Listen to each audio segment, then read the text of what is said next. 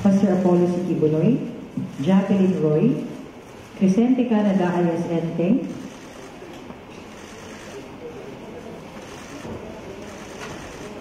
Ingrid Canada and Sylvia Semanis.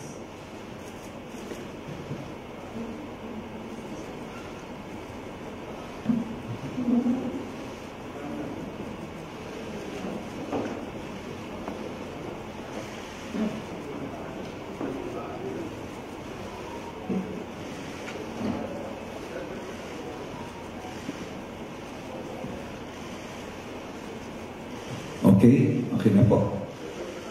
Pakilabas na lang, G, please. Thank you. Kwentong kutsero yun. Alam niyo kung bakit? Eh, nasa labas ka na, tumakas ka na. Ang tagal yung sinasabi. Hindi siya mapapahuli, hindi ba? Okay, pangalawa. Nasa loob ko, napapasok ka pa ulit. Dito ka na mag-surrender kung nasa ka man.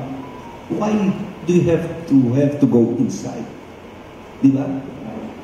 At pangatlo, nahuli siya doon mismo sa loob. No? Andito isang PNP na kasama natin, si ating PNP dito. Pinasok siya doon at nung palabas, sila, pinatabi na lang namin yung mga pulis so that they could get out. Okay? Yun ang nangyari. It was the PNP, doon siya sumuko.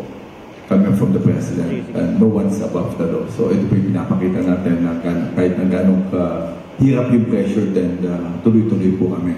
And we're so happy po na marami po tumulong sa amin. And sabi ko nga kay General Torre, pagkatapos ito, we need to file cases. Baka meron pa kayo yung mga sakit ng mga tao na naiiwan doon. That's what we did last time that I went to Davao. Na-save po kami ng dalawang tao na nagamit nila.